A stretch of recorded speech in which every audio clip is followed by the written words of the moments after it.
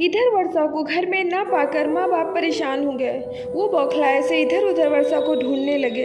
उन्होंने थाने में जाकर रिपोर्ट भी की। धीरे धीरे 4 दिन गुजर गए, लेकिन वर्षा का कहीं कुछ पता नहीं था। माँ तो बस रोए जा रही थी, किसी को कुछ समझ नहीं आ रहा था। उधर भूखी प्यासी वर्षा आखिर कब तक चलती रहती। जाने वो कौन सा शहर था जहाँ वर्षा थक कर बैठ गई। अब तो उसमें हिम्मत ही नहीं बची थी कि वो आगे चलती। वो एक दीवार का सहारा लेकर बैठ गई और कब उसे नींद आ गई पता ही न चला।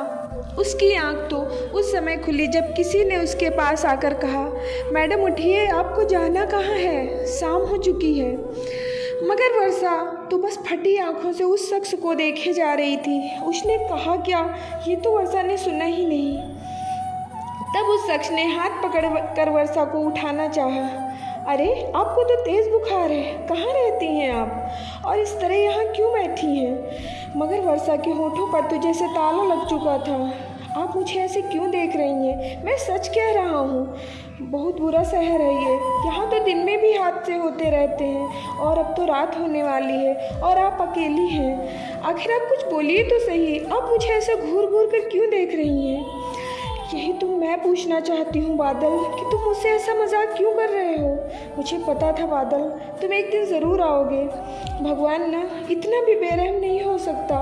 पता है बादल, सब कहते थे कि अब तुम कभी नहीं आओगे, पर मेरे दिल ने कभी किसी की नहीं सुनी। अब कभी मुझे छोड़ के मत जाना, मैं नहीं जी सकती तुम्हारे बगैर।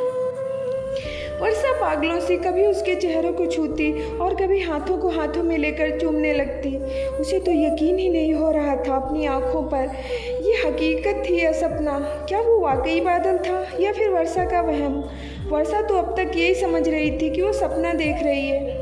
उसे अपनी जागती आंखों पर यकीन तो तब हुआ जब उस शख्स ने झिटक कर अपना हाथ वर्षा के हाथों से छुड़ा लिया। मैडम, ज़रूर आपको कोई गलतफहमी हुई है, मेरा नाम बादल नहीं है। तुम मजाक क्यों कर रहे हो बादल, मैं जानती हूँ तुम मुझे सताने के लिए ऐसा कर रहे हो। वर्षा ने फिर से उसका हाथ पकड़ लिया। आप तो बेवजह मेरे पीछे पड़ गई हैं, मैं आप खुद पहचानता भी नहीं, फिर भला आपसे मजाक क्यों करूँगा। ये मजाक नहीं तो और क्या है बादल। बहुत तड़पी हूँ मैं तुम्हारे लिए, अब और नहीं सहा जाता। दिन रात जली हूँ मैं तुम्हारे लिए, अब तो आँच से भी डर लगने लगा है। और तुम ये कह रहे हो कि तुम मुझे पहचानते भी नहीं। अगर ये मजाक है तो प्लीज़ बादल, ऐसा मजाक भी मत करो कि किसी की जान ही चली जाए। वर्षा के दिल में कितना दर्द था, इसका अंदाज़ा तो उसके घायल लफ्ज़ों से ही लगाया जा सकता था। वर्षा को तो अब भी यकीन नहीं हो रहा था कि वो बादल नहीं है, पर जब उसने अपना दर्द कम करने के लिए उसके कंधों का सहारा लेना चाहा, तो उस शख्स की बातों ने तो वर्षा का दर्द कम करने के बजाय उसके दिल के हजारों टुकड़े कर डाले।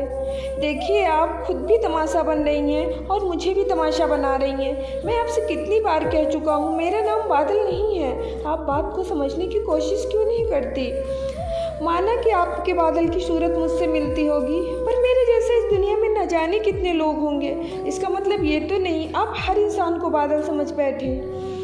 वर्षा तो बस समझ ही नहीं पा रही थी कि ये क्या हो गया। वो तो बौखलाई से चीखने लगी। उसकी आंखों में जितने आंसू थे उतना ही जुनून था। क्या कहा बादल तुमने, मैं तुम्हें तमाशा बना रही हूँ। अरे तमाशा तो तुमने मेरा बनाया है। मेरी इन आँखों को देखो, आजकल ना इनमें नींद नहीं आती। जानते हो क्यों? क्योंकि इन्हें डर है, अगर ये सो गई तो तुम्हारा इंतज़ार कौन करेगा। मेरे इन होठों को देखो बादल, ये हमेशा खामोश रहते हैं। जानते हो क्यों? क्योंकि इन्हें डर है कि अगर ये खुले तो तुम्हारी शिकायत करेंगे। और मेरा ये जिस्म जिसे तुम जिंदा समझ रहे हो ना, अरे इसको तो मौत आए 4 साल गुजर चुके हैं। इसमें दिल तो है पर अब वो धड़कता नहीं है। और जानते हो मेरी ये हालत किसने बनाई? तुमने बादल, तुमने बनाई मेरी हालत। और आज तुम ही मुझे पहचानने से इनकार कर रहे हो। आँखों में आंसुओं का बोझ लिए बेहाल सी वर्षा वहीं दीवार के सहारे बैठ गई। जो आंसू आज 4 सालों से कहीं पलकों के पीछे छुपे हुए थे, आज पलकों की हद तोड़कर बाहर निकले तो बस थमने का नाम ही नहीं ले रहे थे। देखिए, आप समझने की कोशिश कीजिए, मुझे आपसे पूरी हमदर्दी है। डोंट टच मी बादल, प्लीज़ मत छू मुझे। नफ़रत होती है मुझे तुमसे। नहीं चाहिए मुझे तुम्हारी ये झूठी हमदर्दी। अब समझने समझाने को बाकी ही क्या रहा? सब कुछ तो तुमने समझा दिया। पहले प्यार का मतलब समझाया, फिर जुदाई का, उसके बाद तन्हाई का, और अब तो सिर्फ एक ही चीज़ बची थी, बेवफाई। आज तुमने उसका भी मतलब समझा दिया। अब और क्या समझाओगे मुझे? अब तक समझती ही तो आई हूँ, अब और कुछ समझने की हिम्मत नहीं है मुझ में। लेकिन आज मेरी एक बात तुम भी सुन लो बादल। अब तक तो तुम मेरे लिए मरकर भी जिंदा थे, लेकिन आज के बाद तुम मेरे लिए जिंदा रहकर भी मर गए। फिर कभी मुझसे मिलने की कोशिश मत करना, तुम्हें कसम है। अगर तुम मेरे ख्यालों में भी आए। मर गई आज से वर्षा। अपने दिल के बिखरे टुकड़ों को समेटकर वर्षा ने जब चलना चाहा तो कदम ऐसे लड़खड़ाए कि अगर वो शख्स आकर वर्षा को थाम न लेता तो शायद वर्षा गिर जाती। पर उसके करीब आते ही एक बार फिर से वर्षा चीख पड़ी। मैंने कहा ना, मत छुओ मुझे। लेकिन मैडम, ऐसे जज्बातों में आकर किसी के लिए अपनी जान दे देना अच्छी बात तो नहीं। क्यों? तुम्हें क्यों दर्द हो रहा है? अब तो तुम मुझे पहचानते भी नहीं। किसी अनजाने को बेवजह नसीहत देना भी तो अच्छी बात नहीं।